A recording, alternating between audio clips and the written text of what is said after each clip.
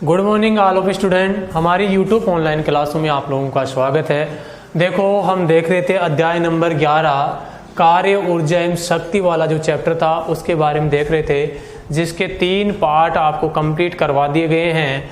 चौथा पार्ट आज देखेंगे, उसमें बात करेंगे विद्युत ऊर्जा से। तो देखो जो तीसरा पार्ट था उसमें हमने पढ़ा था, क्या पढ़ा था भाई, कि गतिज ऊर्जा पढ़ा था, गतिज ऊर्जा के बारे में पढ़ा था, गतिज ऊर्जा का व्यंजक प्राप्त किया था, फिर बात की थी स्थितिज ऊर्जा की, बात की थी सरल लोलक की स्थितिज ऊर्जा, स्प्रिंग की स्थितिज ऊर्जा की बात की थी, और गुरुत्वीय बल के विरुद्ध जो स्थितिज ऊर्जा होती है उसकी बात की थी। आज बात करेंगे विद्युत ऊर्जा की। किसकी बात करेंगे? विद्युत ऊर्जा की। तो हेडिंग डाल लीजिए विद्युत ऊर्जा, हेडिंग डाल लीजिए विद्युत ऊर्जा। देखो भाई विद्युत ऊर्जा होती क्या है, सबसे पहले तो इसकी परिभाषा पढ़ेंगे कि भाई विद्युत ऊर्जा होती क्या है। देखो आवेशित कणों के कारण निहित ऊर्जा क्या कहलाती है? विद्युत ऊर्जा कहलाती है। हमने पढ़ाई भी थी, यानी कि जो परिभाषाएं लिखा भी दी थी इसकी परिभाषाएं, जो ऊर्जा के प्रकार लिखाए थे ना, तो आपको वहां पे परिभाषा लिखाई हुई है इसकी, लेकिन दोबारा से लिखा देंगे कि आवेशित कणों के कारण उत्पन्न ऊर्जा क्या कहलाती है? विद्युत ऊर्जा कहलाती है। क्या कहलाती है? विद्युत ऊर्जा कहलाती है। लेकिन यहां से ध्यान रखेंगे कि जब कोई कण होता है, जब कोई कण होता है वो आवेशित होता है। क्या होता है? आवेशित होता है। तो उसके चारों तरफ क्या उत्पन्न हो जाता है? विद्युत क्षेत्र उत्पन्न होता है। क्या उत्पन्न होता है भाई?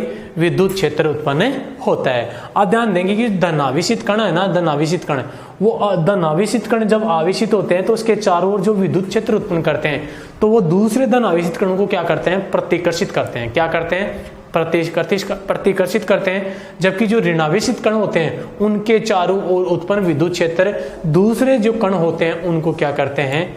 आकर्षित करते हैं। क्या करते हैं? आकर्षित करते हैं। ये बात बताएंगे।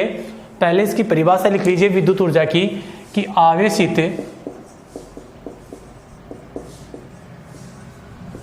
आवेशित कणों में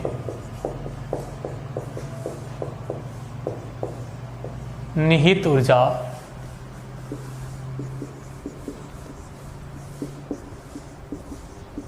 विद्युत ऊर्जा कहलाती है। आवेशित कणों में निहित ऊर्जा विद्युत ऊर्जा कहलाती है।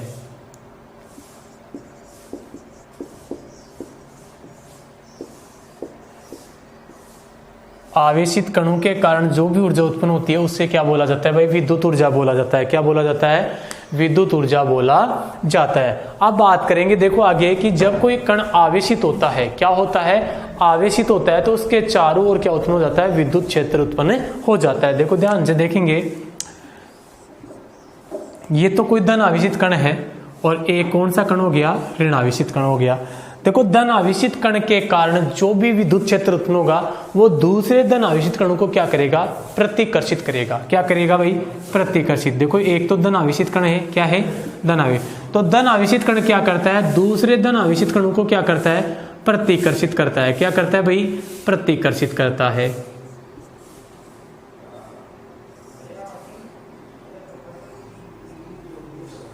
दूसरे धन आवेशित कणों को क्या करता है? वो प्रतिकर्षित करता है। समझ में आ रही है कि बात, कि धन आवेशित कण के कारण, किसके कारण?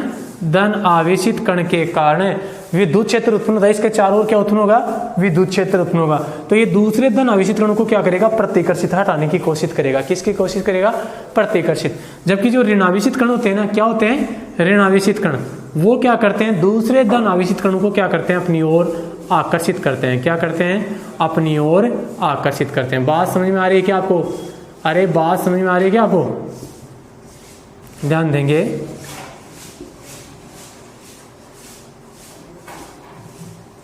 ध्यान देंगे, मैं क्या कह रहा हूं कि जब कोई कण आवेशित होता है, क्या होता है? आवेशित होता है, तो उसके चारों ओर क्या उत्पन्न हो जाता है? विद्युत क्षेत्र उत्पन्न होता है। क्या होता है? विद्युत क्षेत्र उत्पन्न होता है। समझ में आ गई बात? अरे जब कोई कण आवेशित होगा तो उसके चारों ओर क्या उत्पन्न हो जाएगा? विद्युत क्षेत्र होता है। क्या हो जाएगा? विद्युत क्षेत्र। अब आपको ये भी मालूम नहीं होगा विद्युत क्षेत्र होता क्या है। विद्युत क्षेत्र किसे कहते हैं कि वह क्षेत्र जहां तक विद्युत का प्रभाव होता है, किसका प्रभाव होता है, विद्युत का प्रभाव होता है, वह क्षेत्र जहां तक विद्युत का प्रभाव होता है तो उसको क्या बोलेंगे, विद्युत क्षेत्र। तो विद्युत क्षेत्र उत्पन्न होता है तो ये विद्युत क्षेत्र क्या करता है, धन आवेशित कण तो क्या करते हैं कि दूसरे धन आवेशित कण को क्या करते हैं, प्रतिकर्षित करेंगे, जबकि जो ऋणावेशित कण होते हैं वो दूसरे धन आवेशित कणों को क्या करेंगे, अपनी ओर आकर्षित करेंगे, क्या करेंगे, अपनी ओर आकर्षित करेंगे। दोनों बात आपको क्लियर हो गई होंगी। तो लिखें इसमें आगे परिभाषा लिख लिया आपने, तो लिखो विद्युत ऊर्जा कहलाती है। फिर आगे लिखो इसी में आगे, जब कण आवेशित होते हैं, जब कण आवेशित होते हैं, जब कण आवेशित होते हैं तो आवेशित कणों के चारों ओर, तो आवेशित कणों के चारों ओर विद्युत क्षेत्र उत्पन्न होता है, तो आवेशित कणों के चारों ओर विद्युत क्षेत्र उत्पन्न होता है। जब कण आवेशित होते हैं तो आवेशित कणों के चारों ओर विद्युत क्षेत्र उत्पन्न होता है।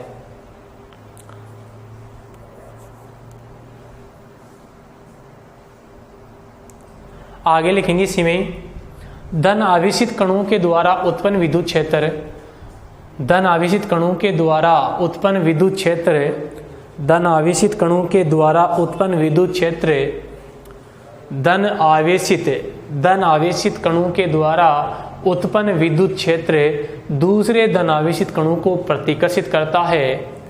धन आवेशित कणों के द्वारा उत्पन्न विद्युत क्षेत्र दूसरे धन आवेशित कणों को प्रतिकर्षित करता है, दूसरे धन आवेशित कणों को प्रतिकर्षित करता है।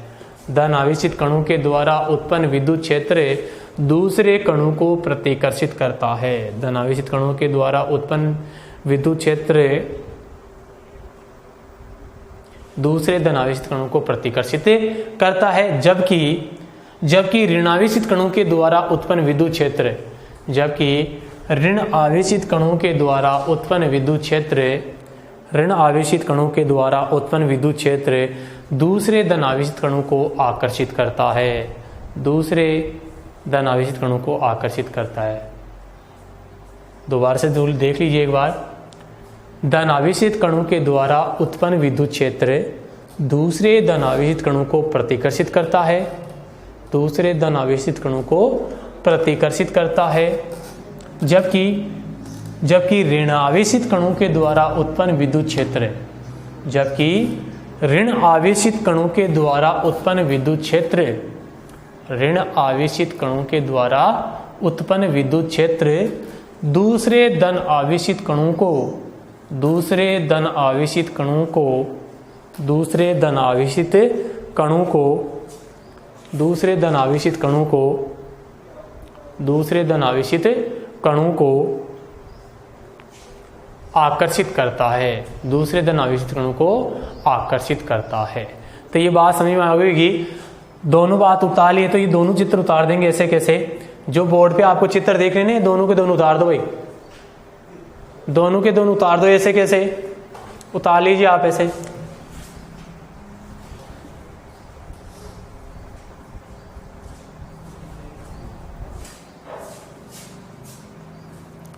उतार लीजिए भाई। ये आपको दोनों चित्र उतारने हैं।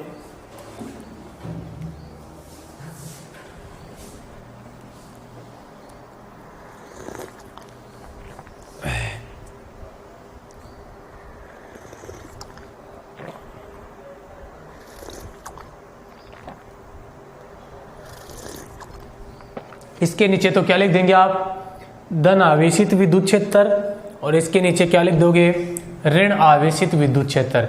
इसके नीचे तो लिख दो धन आवेशित विद्युत क्षेत्र, इसके नीचे लिख दो ऋण आवेशित विद्युत क्षेत्र।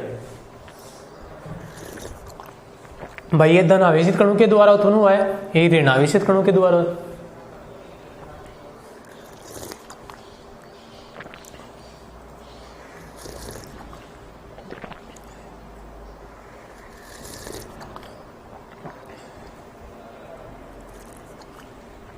उतार लिया तो हेडिंग डालेंगे विद्युत ऊर्जा के उपयोग। हेडिंग डाले विद्युत ऊर्जा के उपयोग, विद्युत ऊर्जा के उपयोग। देखो विद्युत ऊर्जा का उपयोग हम किस में करते हैं, अरे जो हमारे घर में लाइट आती है उसका उपयोग किसमें करते हो? पंखा चलाने में करते हो, लाइट चलाने में करते हो, फ्रेश करने में करते हो, करते हैं ना। तो साधारण सी बातें हैं ये, लिख लीजिए। बल्ब, पंखा, विद्युत फ्रेश, गीजर, मोबाइल आदि में विद्युत ऊर्जा का उपयोग होता है। बल्ब, पंखा, गीजर, मोबाइल, विद्युत फ्रेश आदि में विद्युत ऊर्जा का उपयोग होता है।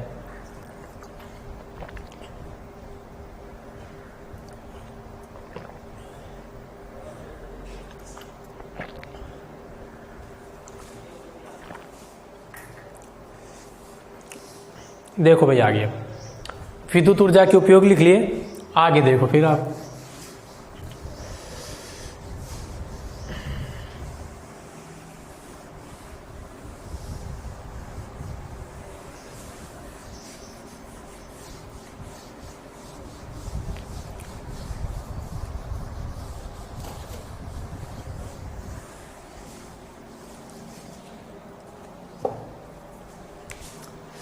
क्या लिखोगे आप? विद्युत का उत्पादन, आगे हेडिंग डालो विद्युत का उत्पादन। यानी कि जो आपकी विद्युत होती है इसका उत्पादन किस प्रकार से किया जा सकता है, यानी कि जो लाइट होती है वो किस प्रकार से बनती है ना। तो विद्युत का उत्पादन, ध्यान देंगे भाई, सुनेंगे इसकी बात कि जो विद्युत का उत्पादन है, एक वैज्ञानिक थे माइकल फैराडे। क्या नाम था उनका? Michael Faraday. ध्यान देंगे वैज्ञानिक का नाम क्या था? Michael Faraday. माइकल फैराडे ने 1831 में, कब भाई? 1831 में। देखो ध्यान देंगे, माइकल फैराडे ने 1831 में विद्युत का उत्पादन करने के लिए एक जनित्र का निर्माण किया। किसका निर्माण किया? एक जनित्र का निर्माण किया। ध्यान से सुनेंगे कि माइकल फैराडे ने 1831 में विद्युत का उत्पादन करने के लिए एक जनित्र का निर्माण किया। किसका निर्माण किया भाई?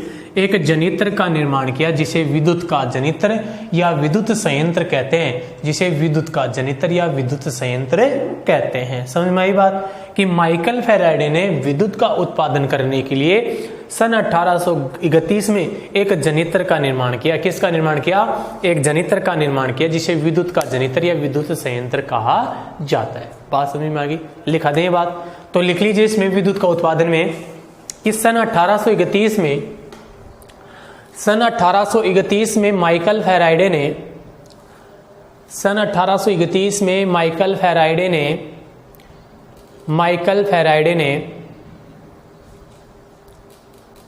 माइकल फैराडे ने विद्युत के उत्पादन के लिए विद्युत के उत्पादन के लिए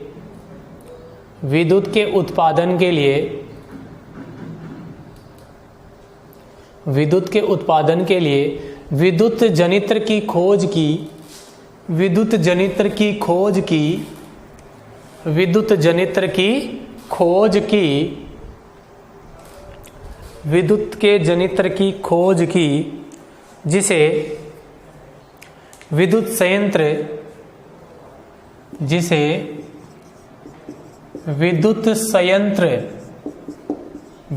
संयंत्र या विद्युत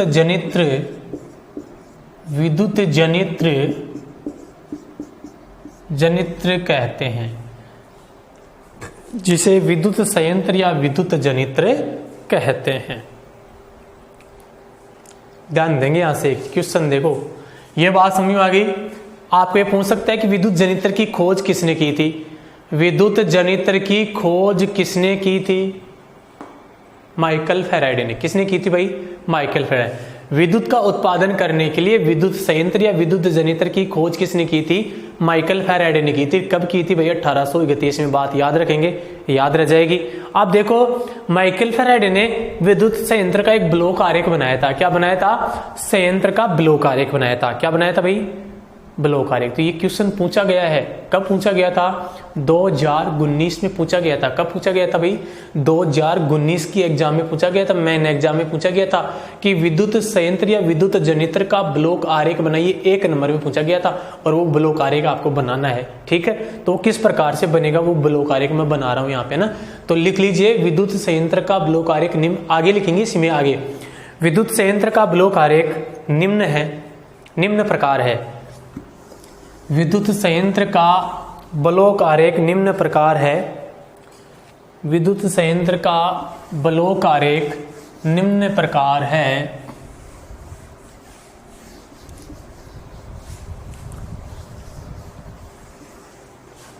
विद्युत संयंत्र का ब्लॉक आरेख निम्न प्रकार है।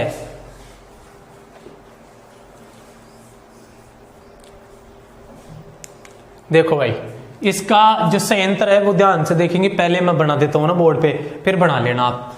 देखो ध्यान देंगे,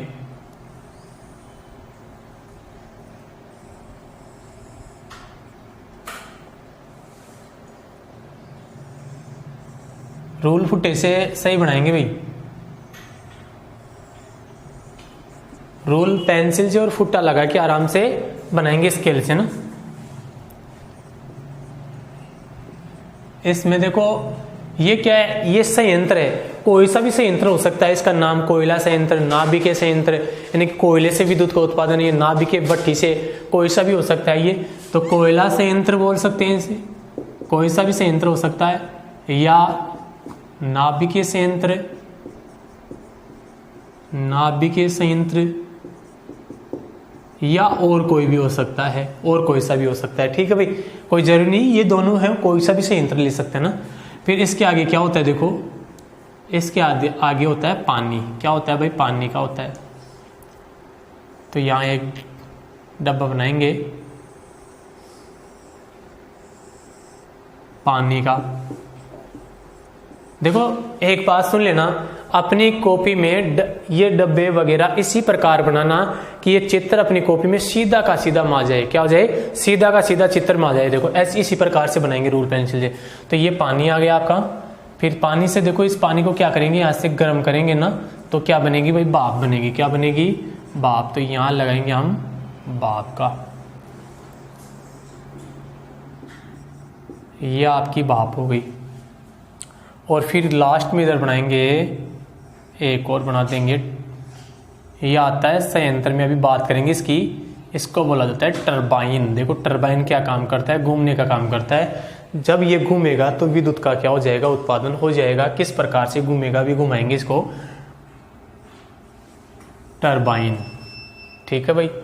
तो ये कोयला संयंत्र, नाभिकीय संयंत्र, कोई सा भी संयंत्र हो सकता है। ये पानी होगी, ये भाप होगी, ये टरबाइन। ये आपको दिख रहा होगा बोर्ड पे टरबाइन, अपनी किताब में भी दे रखा है ये। और इधर से आ जाएंगे फिर नीचे, देखो ये बनाएंगे इधर आगे,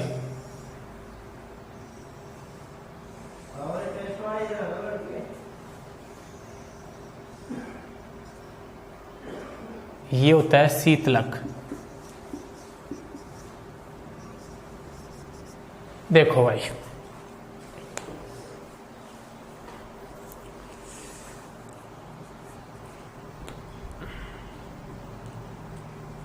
ठीक है भाई, ये देखो इधर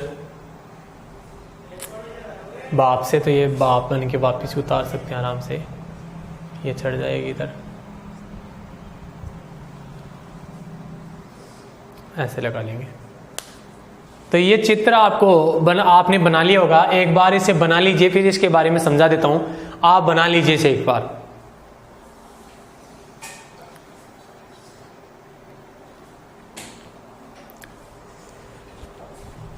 देखो भाई बना लिया, तो देखो समझेंगे।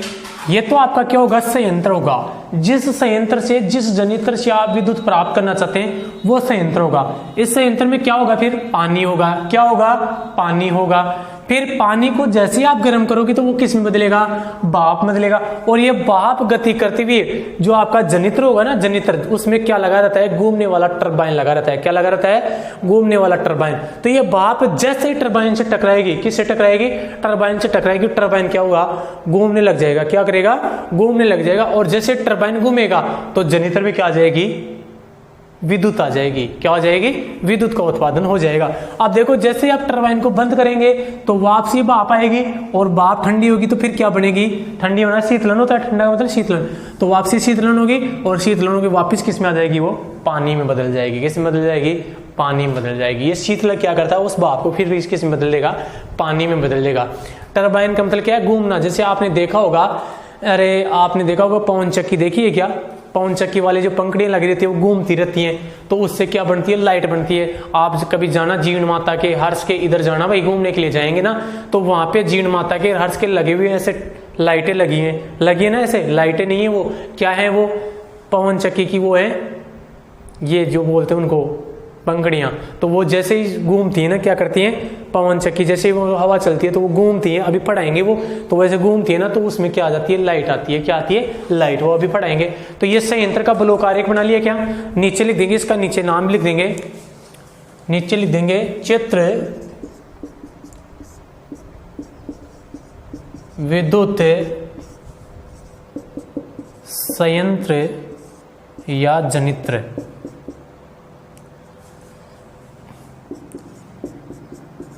जनित्र का ब्लॉक आरेख, ब्लॉक आरेख चित्र है ये, किसका चित्र है भाई, विद्युत संयंत्र या जनित्र का ब्लॉक आरेख। समझ में आ गई बात, ये बात आ गई क्या। आप नीचे लिखेंगे, देखो नीचे क्या लिखेंगे कि जो वर्तमान में हम कई प्रकार के विद्युत संयंत्रों से विद्युत का उत्पादन करें, तो उनके बारे में पढ़ेंगे। तो एक लाइन लिख लीजिए कि वर्तमान में, इसके नीचे लिख लो वर्तमान में, नीचे लाइन लिख लो, वर्तमान में कई प्रकार के विद्युत संयंत्रों से, वर्तमान में कई प्रकार के विद्युत संयंत्रों से, वर्तमान में कई प्रकार के विद्युत संयंत्रों से विद्युत ऊर्जा प्राप्त की जाती है।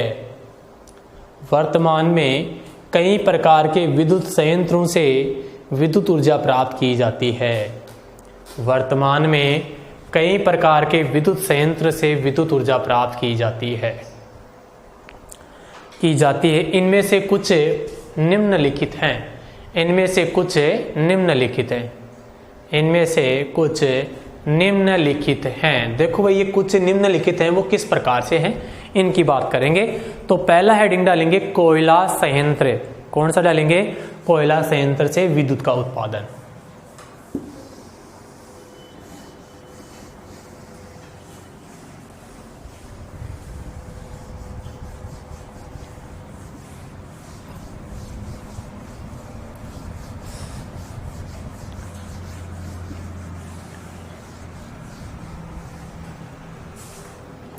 तो लिख लीजिए भाई, हेडिंग लगाएं,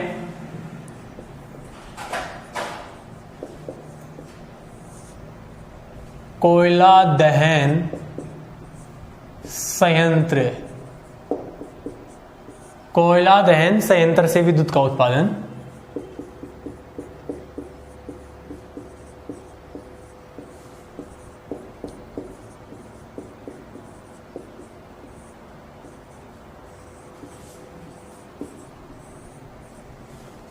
हेडिंग डाल लीजिए कोयला संयंत्र से विद्युत उत्पादन।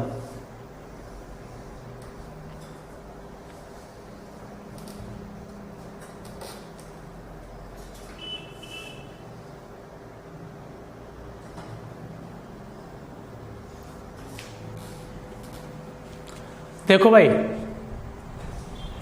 इसका मतलब आप समझ जाएंगे ना, एक बार इसको जैसे समझ जाएंगे तो अगला भी आप समझ जाएंगे। क्या हो जाएगा, अगला भी आपको आ जाएगा। कौन सा है वो अगला, देखो कोयला दहन संयंत्र, इसको बारीकी से आपको समझना है। क्या कहना चाहता हूं मैं कोयला संयंत्र में, कोयला संयंत्र होता है ना, इसमें जो कोयला होता है यानी कि हम बात करेंगे कोयले से किस प्रकार से लाइट बनती है, कोयले से लाइट किस प्रकार से बनती है। कोयले से बनती है ना विद्युत का उत्पादन। तो कोयले में क्या होती है, रासायनिक ऊर्जा होती है। क्या होती है भाई, रासायनिक ऊर्जा। समझ में आ रही बात। देखो ध्यान देंगे मैं लिख रहा हूं यहाँ पे, लिखेंगे नहीं आपको।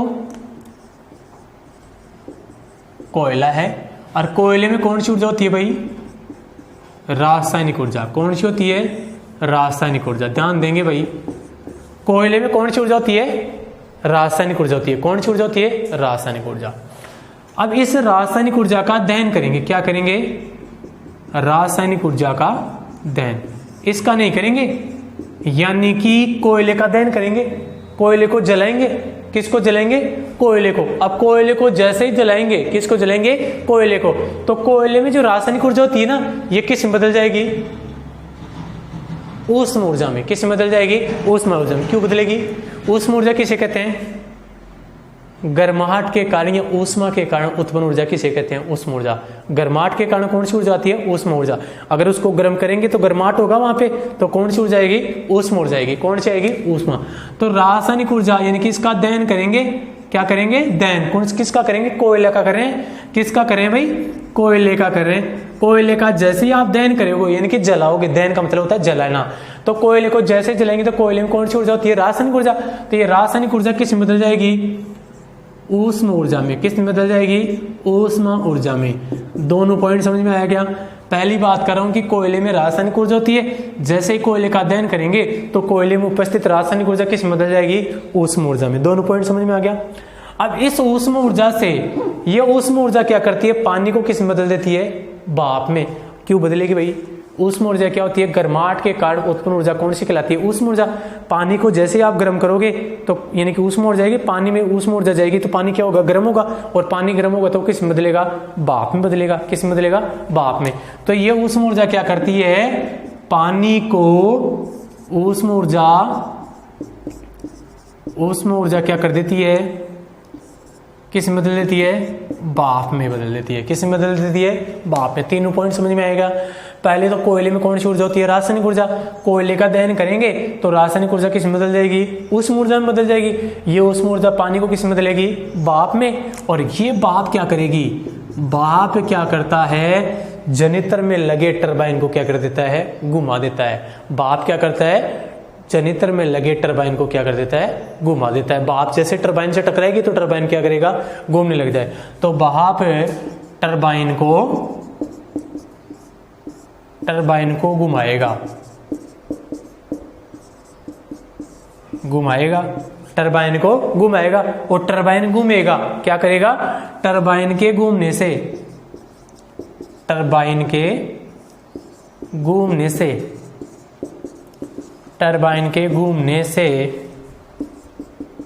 जनित्र में विद्युत का उत्पादन होता है,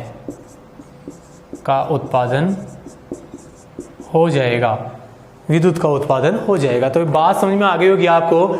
कोयले की बात करूं मैं, कोयले में कौन सी ऊर्जा होती है, रासायनिक ऊर्जा होती है। जैसे ही आप कोयले का दहन करेंगे तो ये रासायनिक ऊर्जा किस में बदल जाएगी, ऊष्म ऊर्जा में बदल जाएगी। ये ऊष्म ऊर्जा पानी को किस में बदल देगी, भाप में बदल देगी। ये भाप किससे टकराएगी, टरबाइन से टकराएगी। टरबाइन घूमने लग जाएगा और टरबाइन के घूमने से जनित्र में क्या हो जाएगा, विद्युत का उत्पादन हो जाएगा। बात समझ में आ गई क्या, क्लियर है बात। लिखा दूं क्या, लिखा दें तो लिख लीजिए, ऐसे लिख लीजिए। पहला पॉइंट तीर का निशान लगा के, पहला पॉइंट हेडिंग के नीचे तीर का निशान लगा के लिखो, सर्वप्रथम इस संयंत्र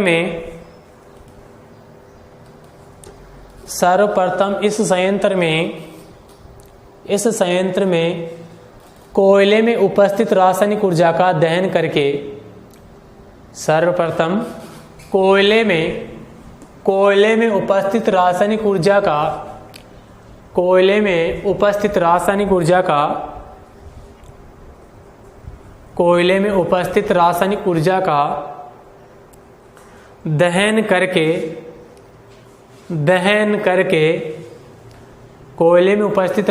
ऊर्जा का दहन करके ऊष्म ऊर्जा प्राप्त करते हैं। तो सर्वप्रथम इस संयंत्र में यही काम होता है कि कोयले का दहन करके हम उससे जो रासायनिक ऊर्जा होती है उससे क्या प्राप्त कर लेते हैं, ऊष्म ऊर्जा प्राप्त कर लेते हैं। कौन सी ऊर्जा प्राप्त कर लेते हैं, ऊष्म ऊर्जा। दूसरा पॉइंट लगाएंगे, लगाओ। प्राप्त ऊष्म ऊर्जा से पानी को भाप में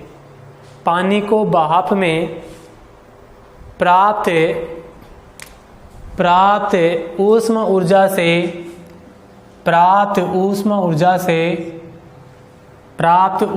ऊर्जा से पानी को भाप में बदला जाता है। प्राप्त ऊष्म ऊर्जा से पानी को भाप में बदला जाता है। प्राप्त ऊष्म ऊर्जा से पानी को भाप में बदला जाता है। लिख लिया ये पॉइंट, पानी को किसने बदल दिया, भाप में। अब आगे लिखेंगे, अगला पॉइंट लिखो। भाप के द्वारा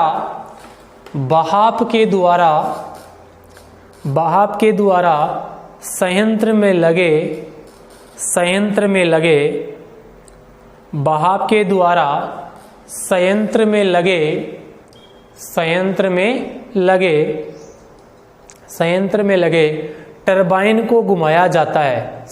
लगे टरबाइन को घुमाया जाता है। भाप के द्वारा संयंत्र में लगे टरबाइन को घुमाया जाता है। भाप के द्वारा टरबाइन को, यानी संयंत्र में लगे टरबाइन को घुमाया जाता है। टरबाइन को घुमाया जाता है भाप के द्वारा। अगला लिखो, टरबाइन के घूमने से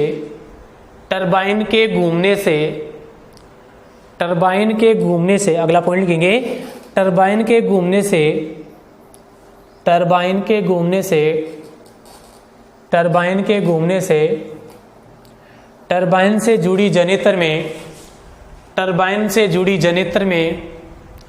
टरबाइन से जुड़ी जनित्र में विद्युत का उत्पादन हो जाता है। टरबाइन से जुड़ी जनित्र में विद्युत का उत्पादन हो जाता है।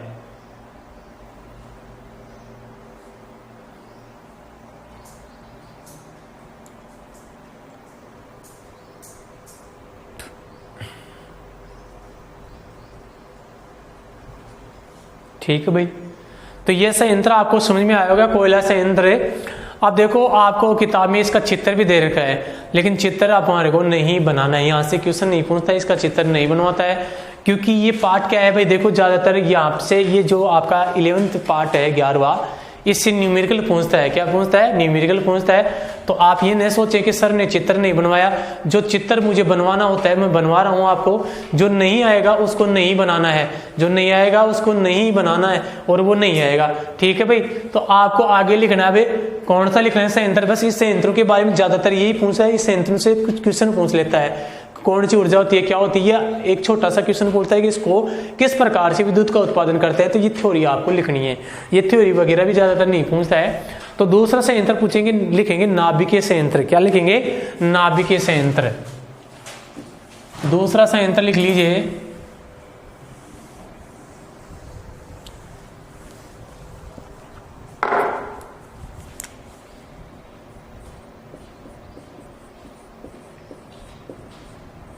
हेडिंग डाल लीजिए नाभिकीय संयंत्र।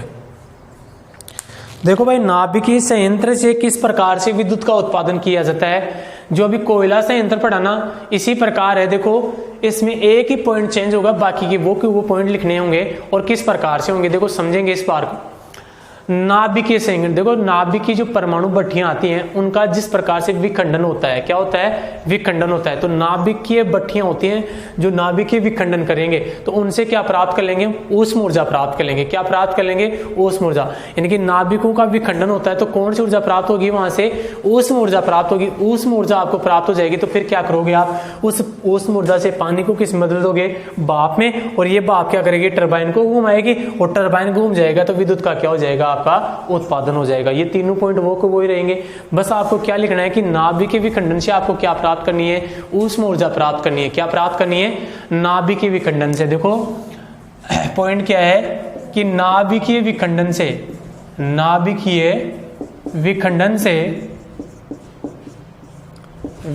से ऊष्म ऊर्जा प्राप्त की जाती है। ऊष्मा ऊर्जा प्राप्त की जाती है।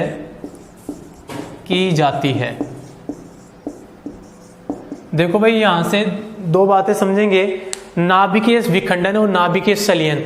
मैंने पहले बता दिया नाभिकीय संलयन तो क्या होता है, दो नाभिक जुड़ते हैं ना उनको बोलते हैं, और विखंडन का मतलब टूटना। जब नाभिक टूटते हैं ना परमाणु भट्टियों में, तो ये टूटते हैं ना नाभिकों का, बड़ी बड़ी नाभिकें होती हैं उनको तोड़ते हैं, तो उसको बोला जाता है विखंडन। जैसे ही वो टूटती है तो कौन सी ऊर्जा निकलती है, वहां से ऊष्मा ऊर्जा निकलती है। ऊष्मा ऊर्जा से पानी को किस में बदला जाएगा, भाप में। भाप से टरबाइन को घुमाया जाएगा और टरबाइन घूम जाएगा तो जनित्र में क्या आ जाएगी, विद्युत का उत्पादन हो जाएगा। तीनों पॉइंट वही रहेंगे, केवल एक पॉइंट आपको चेंज करना है, क्या कि नाभिकीय विखंडन से ऊष्मा ऊर्जा प्राप्त की जाती है। तो लिखा दूं क्या मैं इसे, तो लिख लीजिए नाभिकीय संयंत्र से विद्युत का उत्पादन। और पहला पॉइंट लिखेंगे इसमें, इन संयंत्रों में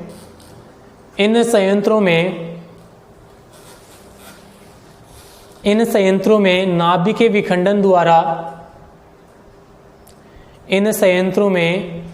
नाभिकीय विखंडन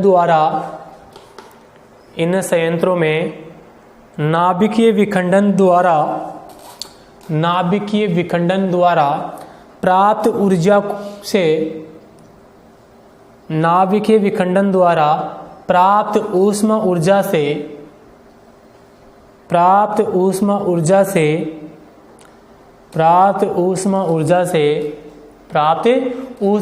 से पानी को भाप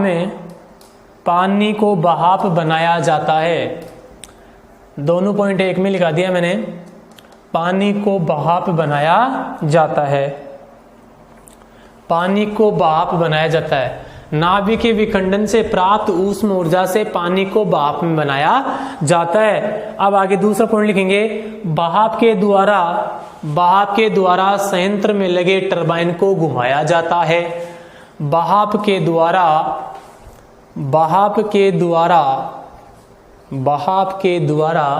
संयंत्र में लगे टरबाइन को घुमाया जाता है। भाप के द्वारा संयंत्र में लगे टरबाइन को घुमाया जाता है।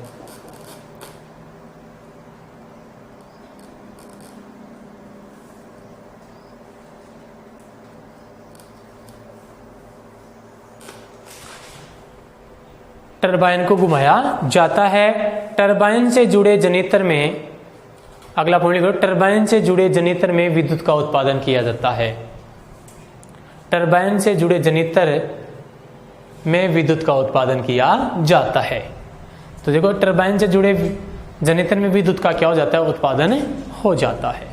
ठीक है भाई, तो ये नाभिकीय संयंत्र आपका कंप्लीट हो गया है। तीसरा संयंत्र और पढ़ेंगे हम, लिखे जल संयंत्र से विद्युत का उत्पादन। तीसरा कौन सा लिखेंगे, जल संयंत्र से, यानी कि जल से किस प्रकार से विद्युत का उत्पादन किया जाता है। तो लिख लीजिए जल संयंत्र से विद्युत का उत्पादन।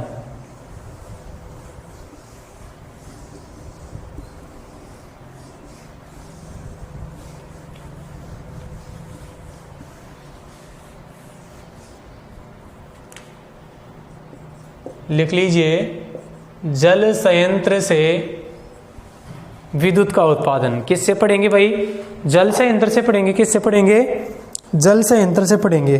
किससे पढ़ेंगे, जल संयंत्र से। देखो भाई जल संयंत्र से विद्युत का उत्पादन, यानी कि जल से किस प्रकार से विद्युत का उत्पादन किया जाता है। इसके लिए क्या किया जाता है, बड़े बड़े बांध बनाए जाते हैं। क्या बनाए जाते हैं भाई, बड़े बड़े बांध बनाए जाते हैं और वहां पे पानी को इकट्ठा किया जाता है। इनकी बड़े बड़े बांध बनाकर पानी की स्थितिज ऊर्जा को बढ़ाया जाता है। किस प्रकार से स्थितिज ऊर्जा को बढ़ाया जाता है भाई, अरे स्थितिज ऊर्जा का मतलब जानते हैं क्या, स्थिति और अवस्था के कारण उत्पन्न ऊर्जा कौन सी कहलाएगी, स्थितिज ऊर्जा। क्या कहलाएगी, स्थिति। जैसे ही बांध में पानी भरेगा, क्या भरेगा, पानी भरेगा। बांध में पानी भरेगा तो बांध की स्थितिज ऊर्जा में क्या होगा, परिवर्तन होगा। क्यों होगा, क्योंकि बांध की स्थिति में क्या होगा, परिवर्तन होगा। बांध की स्थिति में क्या होगा, परिवर्तन होगा, तो स्थितिज ऊर्जा बढ़ जाएगी। यानी कि हम क्या समझेंगे कि इस संयंत्र में क्या किया जाता है, बांध बनाकर पानी की स्थितिज ऊर्जा को बढ़ाया जाता है। अब इस स्थितिज ऊर्जा को किस में बदला जाता है, गतिज ऊर्जा में। किस प्रकार से, बांध को खोला जाता है। क्या खोला जाता है, बांध को खोला जाता है। और बांध को जैसे ही खोला जाएगा तो पानी क्या करेगा, गति करेगा। पानी क्या करेगा, गति करेगा। यानी कि जो पानी की स्थितिज ऊर्जा थी वो किस में बदलेगी, अरे किस में बदलेगी, गतिज ऊर्जा में। भाई पानी गति करेगा तो किस में बदलेगी, गतिज ऊर्जा में। पानी गति करेगा और गतिज ऊर्जा में बदला जाता है, जिससे क्या होगा, जैसे ये पानी किससे टकराएगा, टरबाइन से टकराएगा। किससे टकराएगा, टरबाइन से। और पानी टरबाइन से टकराएगा तो टरबाइन क्या करेगा, घूमने लग जाएगा। क्या करेगा, घूमने लग जाएगा। और टरबाइन घूम जाएगा तो फिर जनित्र में क्या आ जाएगी, विद्युत आ जाएगी। क्या आ जाएगी, विद्युत। समझ में आएगी ना। तो इस संयंत्रों में क्या किया जाता है, बांध बनाकर पानी की स्थितिज ऊर्जा को बढ़ाया जाता है। इस स्थितिज ऊर्जा को गतिज ऊर्जा में बदला जाता है और गतिज ऊर्जा के द्वारा क्या किया जाता है, टरबाइन को घुमाया जाता है, जिससे विद्युत का उत्पादन किया जाता है। तो लिखा दें इसमें, लिखो जल संयंत्र से विद्युत का उत्पादन में लिख लीजिए। पहला पॉइंट लिखो, इन संयंत्रों के लिए बांध बनाकर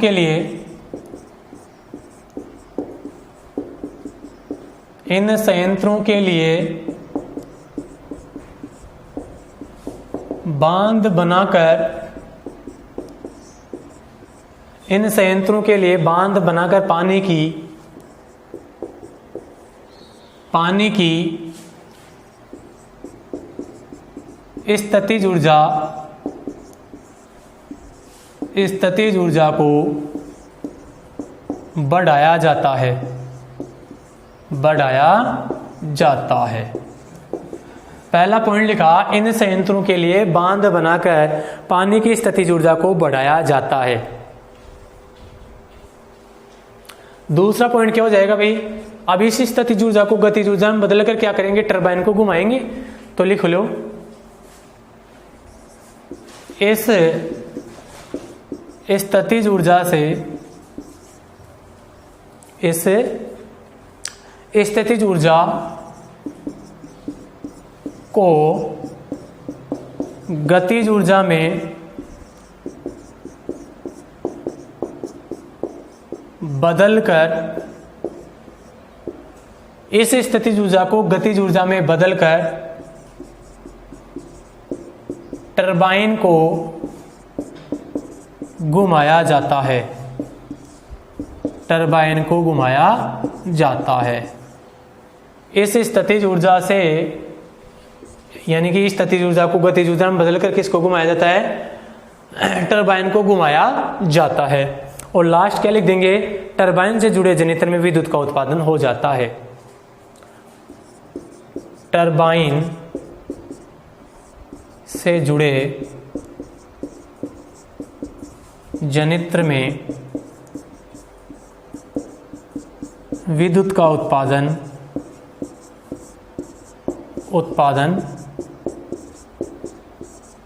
हो जाता है। तो ये बात किसकी हो गई भाई, जल संयंत्र की बात हो गई। किसकी बात हो गई, जल संयंत्र की। यानी कि इन संयंत्रों के लिए बांध बनाकर पानी की स्थितिज ऊर्जा को बढ़ाया जाता है। इस स्थितिज ऊर्जा को गतिज ऊर्जा में बदलकर टरबाइन को घुमाया जाता है और टरबाइन से जुड़े जनित्र में विद्युत का उत्पादन हो जाता है। तो यह आपका क्या कंप्लीट हो गया, जल विद्युत संयंत्र हो गया। अभी और संयंत्र बाकी हैं, वो अगले पार्ट में देखेंगे। तब तक के लिए धन्यवाद।